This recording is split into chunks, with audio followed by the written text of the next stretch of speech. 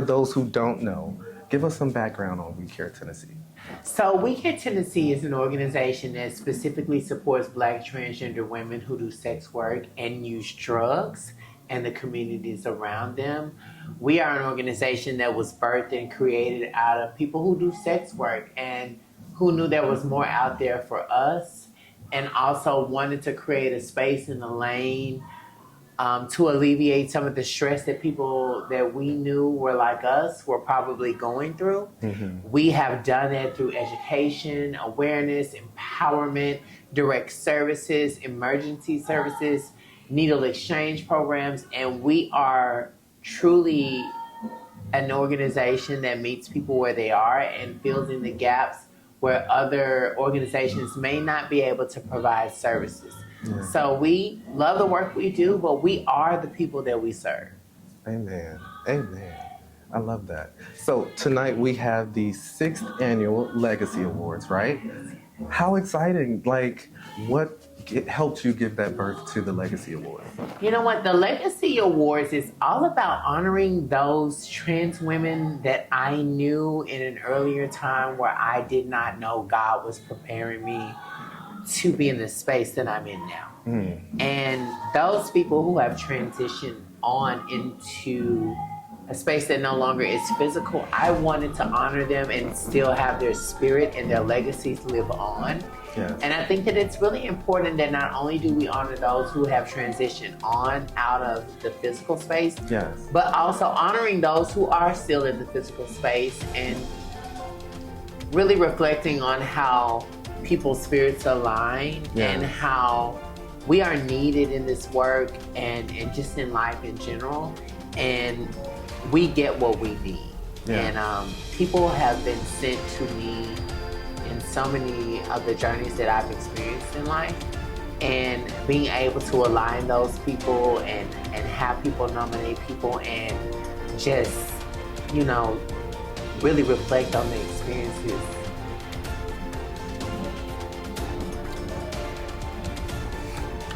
It's something that has been amazing. Yes. We always use the nominations from the community, the people we serve, those people that work with us, those people that work for us. And it's really informed by the work people do in the lives that they live. Mm-hmm. And it's like we just always find the right people, and we're so excited to honor those people. Yeah. What do you see happening next for WeCare Tennessee, for the Legacy Awards? What do you see next? Just honoring more people. Yeah. And I mean, it's not even about the awards. It's about honoring the everyday lives of people. Yes. And making sure people have what they need. Well, us giving you your flowers. You are an amazing figure in the community. You are always the one to put self last, because you see that putting others ahead is putting you first, because it's a unit. And moving in that unit gives you power, gives us all power, really. But we appreciate you, and we will be there to support you in every step of your journey, of the journey of everybody that you touch. So thank you for giving us this moment. And when I say giving us this moment, I mean all of us. We appreciate it. Thank you so much. Yes. My name is Jenna Lee Dunn. It's the Ebony Edwards Award. This is really a huge honor because it was unexpected, and I feel like when we do this work and we're in it for the right reasons, we don't expect some of the things that happen to us, and that's when good things do happen, when you're just putting your head down and you're doing the work and helping other people, and then, you know, the recognition will come at some point. You don't have to go searching for it. Like, people see the work you're doing and they know where your heart is.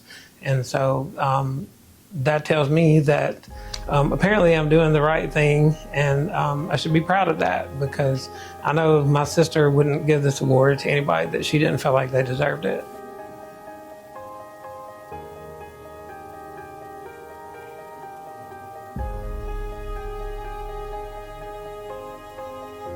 So in the future, if you were in a position to nominate someone,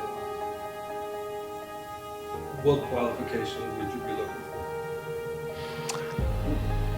I would want to see the work that they were doing and see that their heart was in it, and just, that they cared about people in general, because I feel like a lot of people are in it for the wrong reason. They're just in it for the publicity or whatever.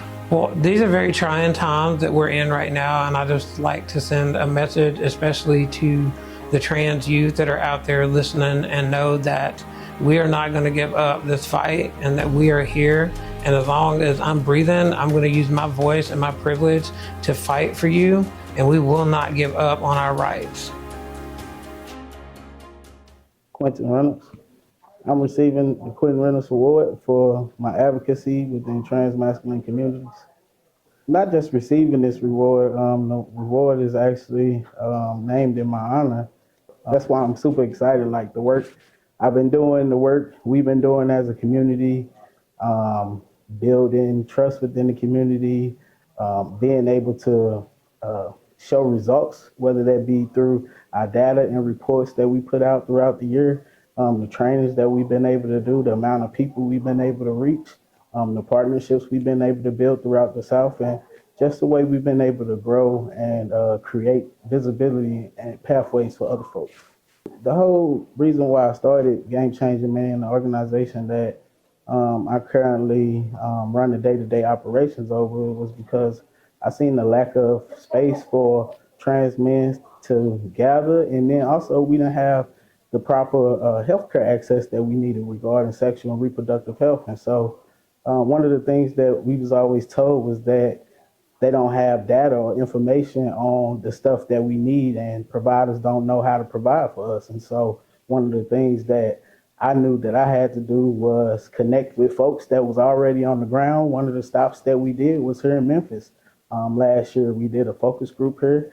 WeCare Tennessee hosted us at their office, and that's what I'm talking about, building partnerships, not just coming and say, hey, we want to come in your neighborhood and collect data, right? But we want to partner with y'all and really help get these results out, because we build partnerships in academia and stuff like that to be able to get, stuff published and stuff like that, and get real data to back up and do some resource allocations and stuff like that. So I'm super excited about this award. It brings a sense of responsibility to me, but I'm ready. But I think we can do it together as long as we keep organizing as a community and working as a collective.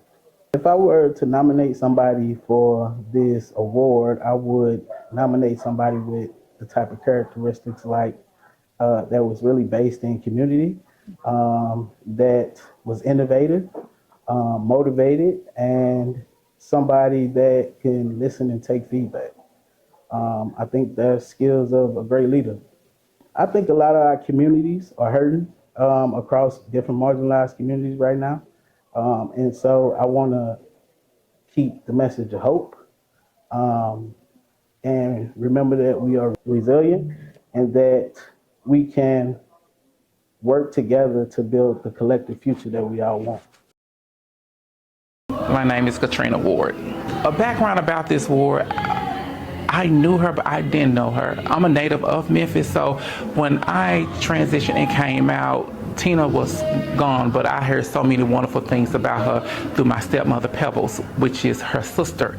So when I came up for this award, because I know she held beauty, poise, and grace, and I was like, oh, okay, that's why they picked me. The challenges I overcame, doing my research to make sure that I was the right recipient for this award. Like I say, she was beautiful, and like when we say beautiful in our culture, we say fish. So she had poise, she had grace, and she was very talented, and she just was a round the way kind of girl. So I had to make sure that I'm like, did they pick me for the award? And then when I started asking people about her, they was like, your persona and your presence, you received the right award, because at first it was kind of doubt because I didn't know her versus the other awards that's being given out tonight. The characteristics that I would see passing the award down, if I was asked, I would actually submit a name that They don't have to be from Memphis. They can be from the tri-state area or other areas. But as long as they give us the poise, the grace, the beauty, and the talents and the resilience, which is the award is named after, and to give, as long as they're giving back to the community. Because when you give back to the community, because as you know, I love saying the word community, because in community is unity.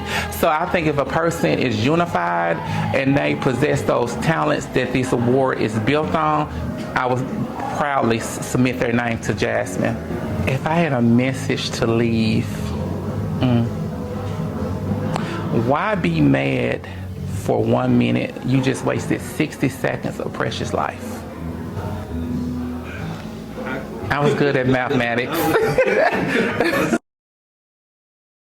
My name is Asia Marie Williams. I'm originally from Memphis, Tennessee. I'm 32 years old, and I've been in the community for almost 20 years. It's been about maybe 17 years, give or take.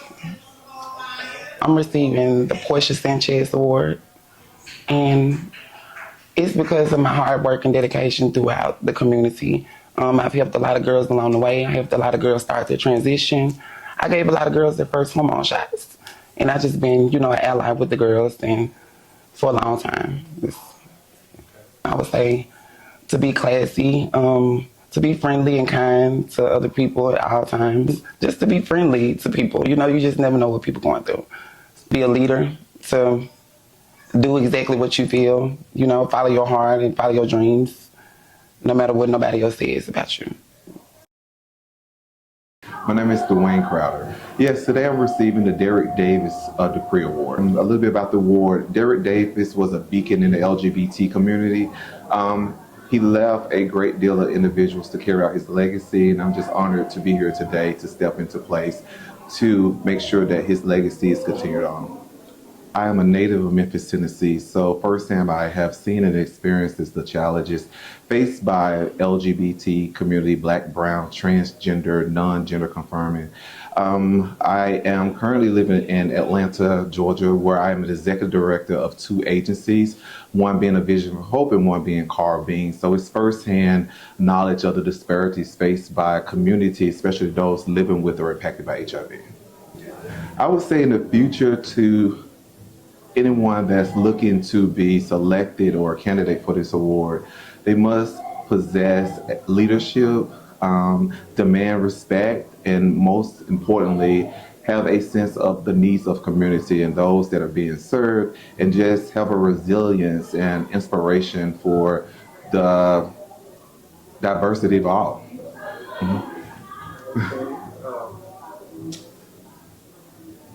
Is there a message that you want to leave? A message. I would say support those that support you. It takes a lot to put on events like this. It takes a lot to run these organizations, and the most important thing is showing up and being visible for those that are in those positions to carry out these missions and these initiatives. My name is Janelle Butler, and I am the Associate Director of San Francisco Community Health Trans Thrive. I recently relocated from New York to San Francisco to continue the work. Today I'll be receiving the Lucki Iman Dupree Sisterhood Award, and I'm extremely honored. Sisterhood is so important to me, not only because we need a community of each other to be empowered, but we all need someone, to lean on, to talk to, and no one knows our struggles like our sisters. So something that continues to drive me, which is one of my major passions, is continuing to empower women of trans experience through leadership, through education, housing, healthcare, all of the things that are really imperative for us to live a successful life. I had 2 really close sisters that I started my transition with, and they're no longer with me. And one passed away from HIV, and one was brutally murdered.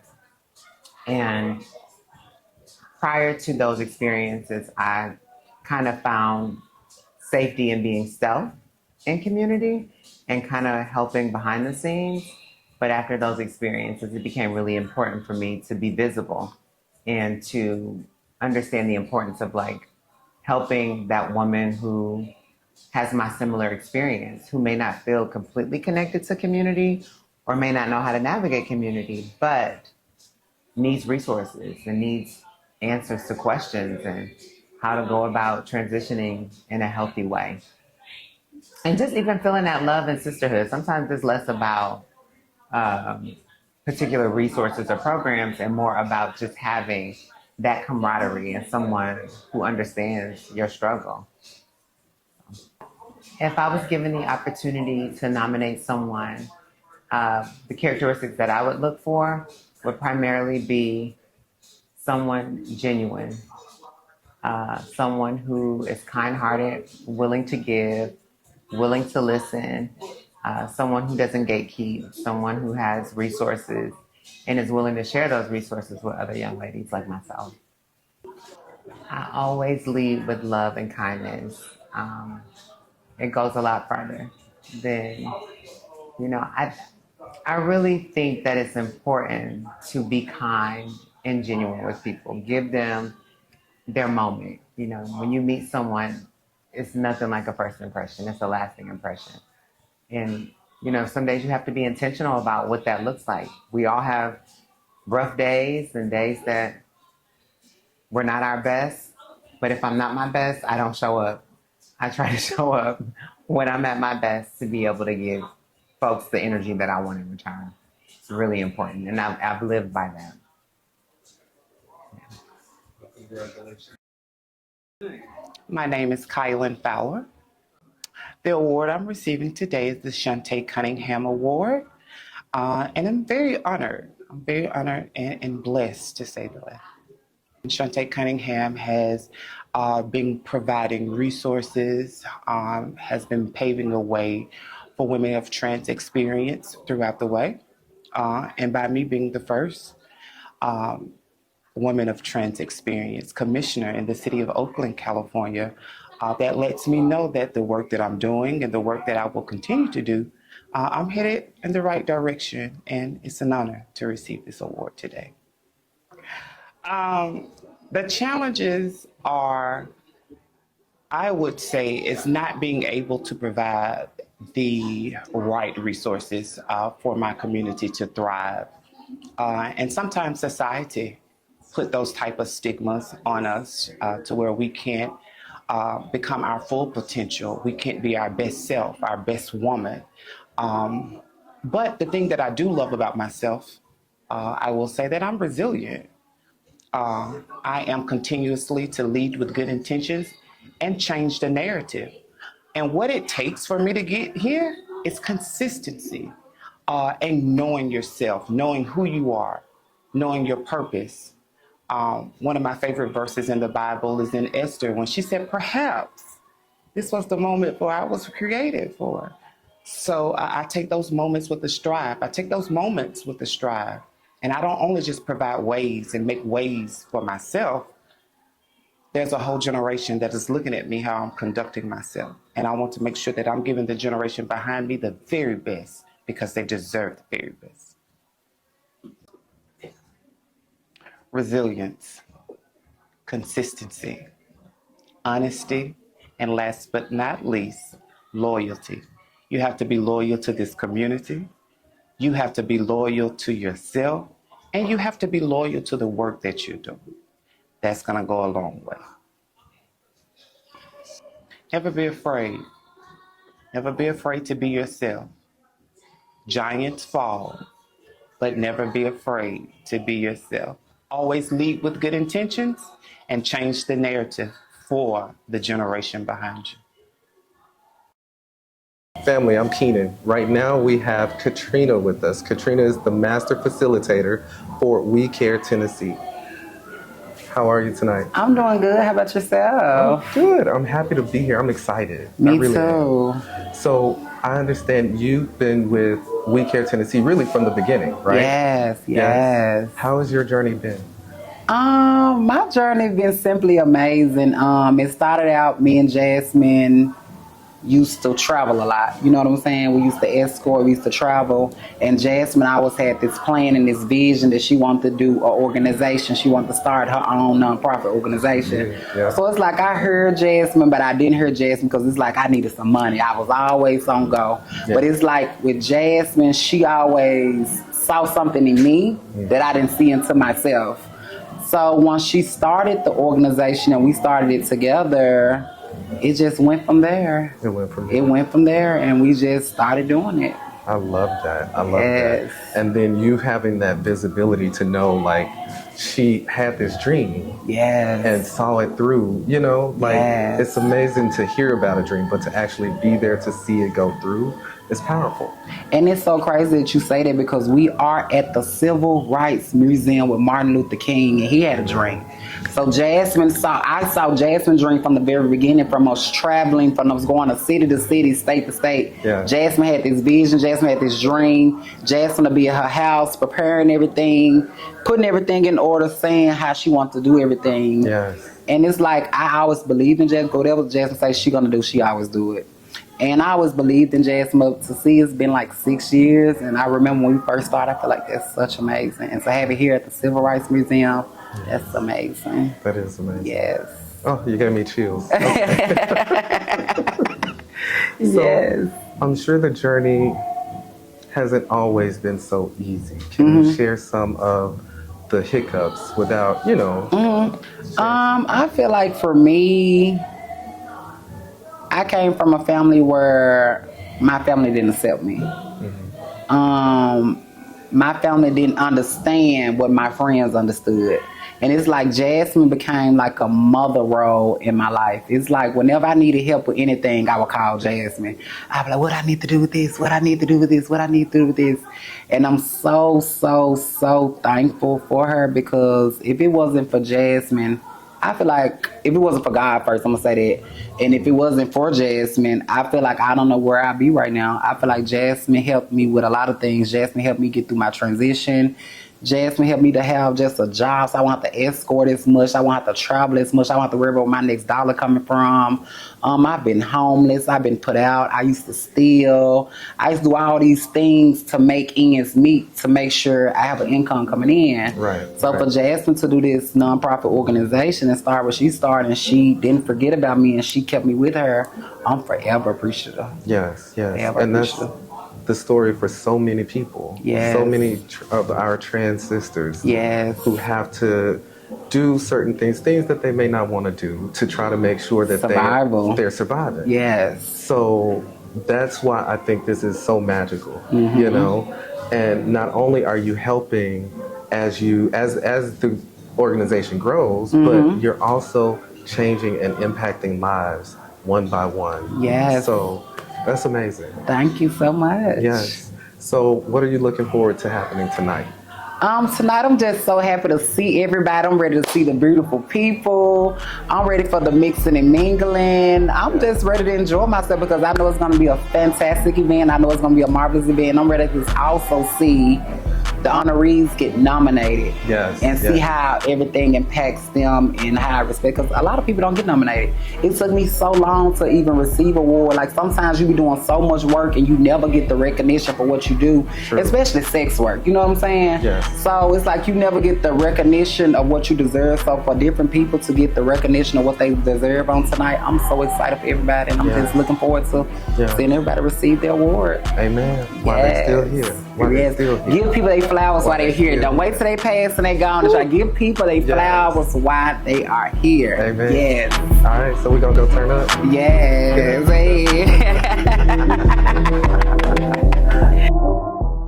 My name is Theora Thomas. So I am the founder and executive director of Sisters PGH, based in Pittsburgh, Pennsylvania.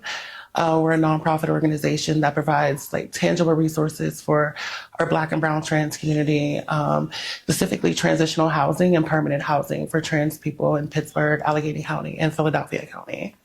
I'm receiving the Tandi Iman Dupree Award. And Tandi Iman was a drag queen, a majorette who did inspirational work in Memphis. And her work really inspired me to keep pushing and keep going no matter what. Even when people try to knock us down, to keep going and keep going. So, yeah, it means a whole lot to me. If I was in a position to choose someone for this award, I would be looking for someone who is really considering our trans youth's future in their leadership. And that goes with everything they do, every step they make, every voice they, everything they say, and how they walk within community. Just a pioneer who believes in honesty and reparations for us. So, yeah. If I had one message to leave to someone, I would tell them not to give up, no matter what. Even when you're dealing with oppositions and situations that maybe may want you to give up, but don't give up.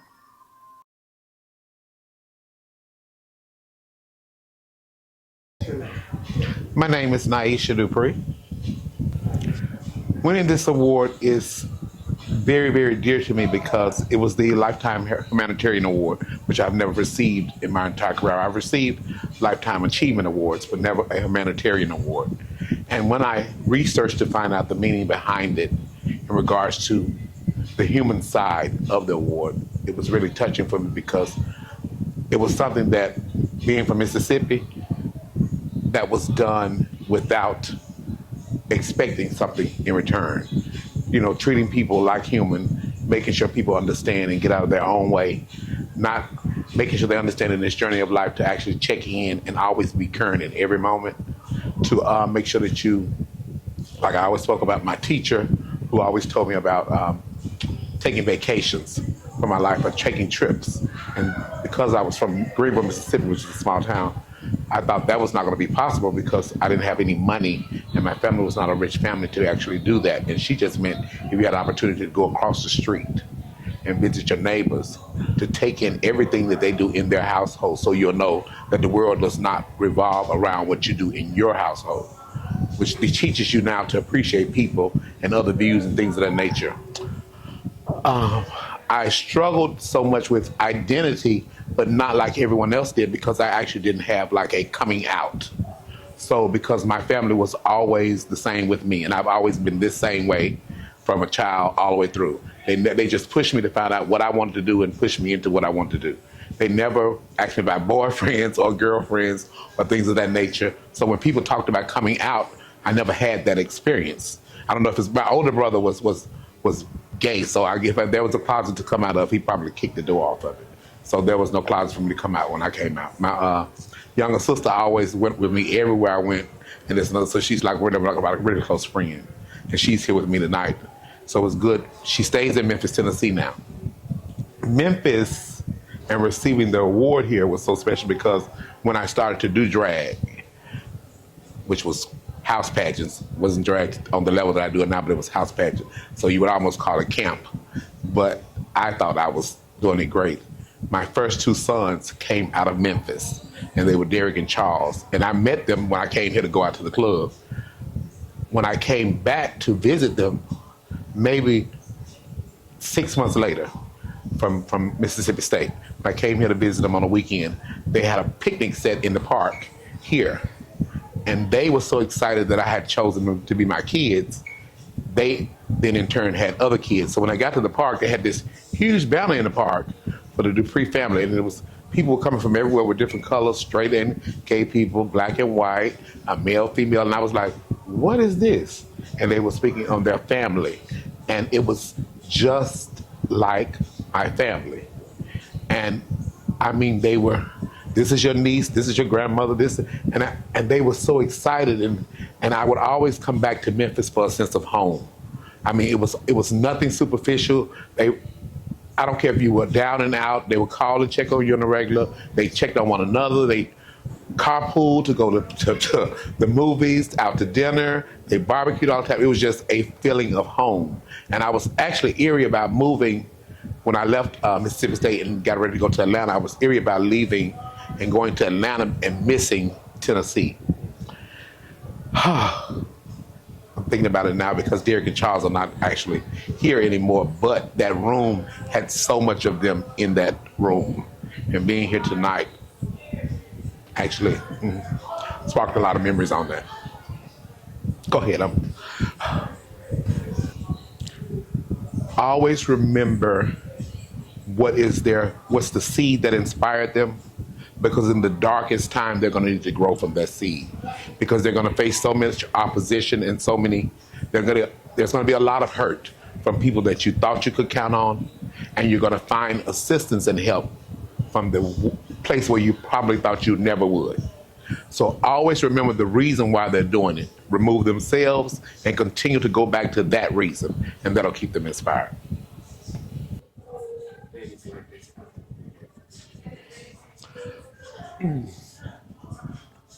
If you can talk to them right now. I actually am, though. In a sense, I always think that I think that this event happened because of the struggles that those girls faced. The girls here saw it and built from it. So they're actually here. That's what's so emotional for me, because even Derrick and Charles, I'm looking around the room and see it. And that same love that I spoke to you on, that same drive is still there, which is why they're doing it. So when I saw the names coming up that the different awards were in honor of, those people, I met each and every one of those people. And each and every one of them are still relevant and in this room, still doing the work and still showcasing the love that they showed me when I first came to Memphis. So I would actually say to them, if I could talk to any of them, job well done.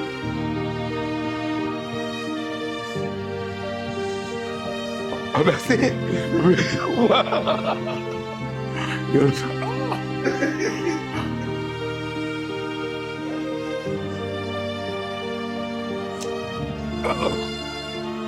I mean,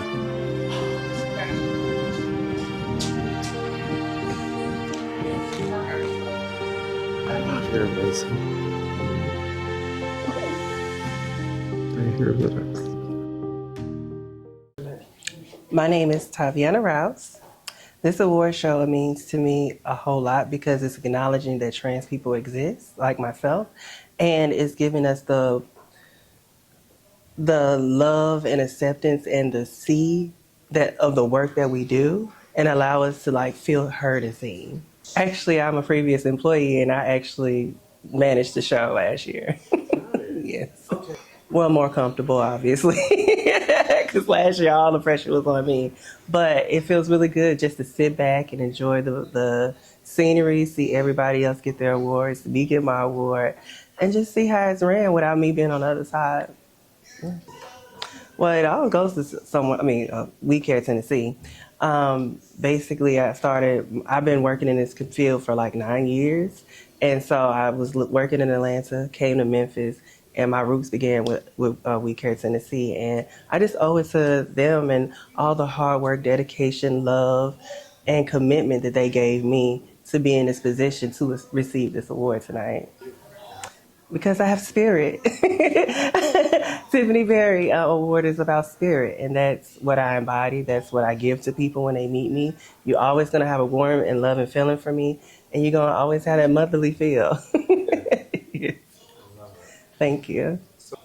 My advice to that person coming after me getting the Tiffany Berry Award is to just be your authentic self.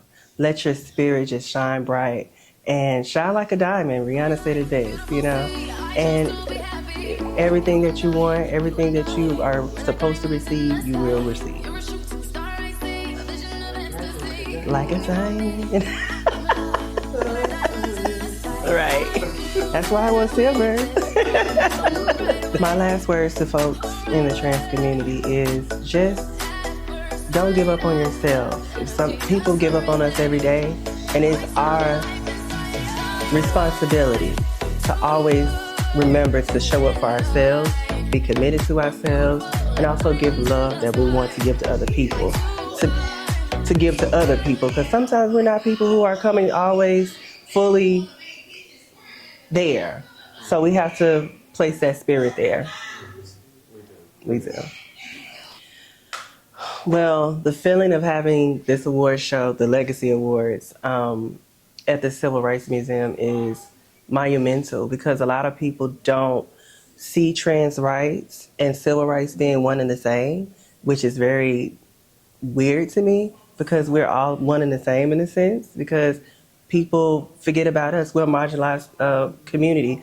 We're being harmed. We're being shunned. We're being forgotten. And that's all things that Martin Luther King and the civil rights movement was trying to like get their rights for. So it's important because we're the same script, different people experiencing the same thing of wanting to get freedom and liberation. My name is Jade Lenore LaDuff. I am originally from New Orleans, Louisiana, born and raised, and I'm one of several children. And I currently returned back to the South to continue my work in philanthropy of the things that I've learned across the country. So the award that I'm receiving tonight is the Tanisha Cassidine Award. And what I know of Tanisha Cassidine, unfortunately, I didn't have the opportunity to meet her before her passing. However, I did have an opportunity to virtually share space with her. And one thing that that stuck out to me was her true desire and her ability to express love, whether she was physically around you or she was virtually there. And, you know, I've been able to tune into some of her Facebook lives and had some great nuggets of information and some great laughs. But she's been a staple in community for, I mean, as long as she's been around. And her children carry on her legacy. And one of her children is how I was able to find out about her. That question would probably take us into January 1st. However, there have been several challenges and setbacks that I've experienced in life in general, as do we all. However, one thing that I'm very firm and stern about is that as long as I have the ability to believe, and not just believe, but to know what it is that I desire for my life, then I can manifest that in real time. It doesn't happen overnight. You know, we live in a microwave generation. But I learned through my experiences that regardless of what may happen, regardless of what I may experience, regardless of what may happen to me, around me, I'm able to work beyond it. I'm able to thrive in the midst of the storm, so to speak. So everything from navigating spaces with people that I've never seen that, you know, I never saw a person that spoke to me in the way that I saw myself. I never met a trans person until I was almost, well, technically an adult, you know, with my knowing. Like I didn't understand the terminology of transness and gender because it's not something that they teach in school. So those challenges, if you just add a comma and just add the things on, but it's never stopped me from wanting to do the best that I can to make everyone's life much better. I would imagine that I would want someone to have the spirit of love. I would want someone to have a heart for people. I would want someone to have the ability to not just provide resources or to provide services, but the ability to shift energies, the ability to welcome people into places where they've never been welcomed before. The ability to, one of my good girlfriends says that I'm a shapeshifter. Now, this is her term, not mine, but I'm slowly but surely understanding what she means when she says that. And I would want someone to have, doesn't have to have that same ability, but something similar, something that makes them special and unique. Never stop dreaming. And if you can't dream or you don't have the ability to dream, my hope and desire is that you have the ability to dream the biggest dreams, and that know that I won't stop fighting until my siblings, my sisters, my brothers, my siblings, my people are able to dream again. My name is Jay Jones. I am a current senior at the illustrious Howard University located in Washington, D.C., where I serve as the 64th Howard University Student Association Executive President. So today I am receiving the Jasmine Tasaki Award. The award represents people who are visionaries and leaders. I personally don't think I'm deserving of the award, but was so happy when Jasmine let me know that I was actually one of the recipients of it. It is so rewarding when people see and acknowledge your work, and that has been something Jasmine has been doing consistently for communities, not just here in Tennessee, but beyond here as well. Yeah, well, I think coming into my own womanhood has been a challenge. I've seen lots of challenges, I think, throughout my entire collegiate career. When I first was introduced at Howard University, I was diagnosed with HPV and was one of the very small groups of people in the diagnosis that received warts. Throughout my time in college, I ended up going through probably 2 to 3, I believe it was three surgeries to remove those warts. At one point I had more surgeries than I had years in college. And I think that played a really big role in who I became as a woman, but also who I was becoming as a greater person of the society. In my time, I think I've experienced degrees of maybe not racism. Going to Howard University, you don't really experience that, but other degrees of anti-Blackness, things that dealt with my transness, things that dealt with my womanhood being in question. But the one thing I've always been able to say, while the slim few never speak for the majority, and Howard University has always been a safe haven and a mecca for me and my community as well. If I was to choose someone for this award, the main characteristic I would look for is perseverance. I think when we look towards us as women and when we look towards us and what we've been through, the main root of what it has been who we've become and who we are always trying to be. And a lot of our stories started and ended with perseverance. And so that's what I'm going to be looking for on the days that I hope that I get to be able to give someone else an award. There's still hope in the world. In a world that looks like it is about to be full and encapsulated full of darkness, there is still hope in people, there's still hope in humanity, and there's still hope in this world. And that's what I would want to leave with someone who is trying to figure out what this world is going to look like for the next couple of years.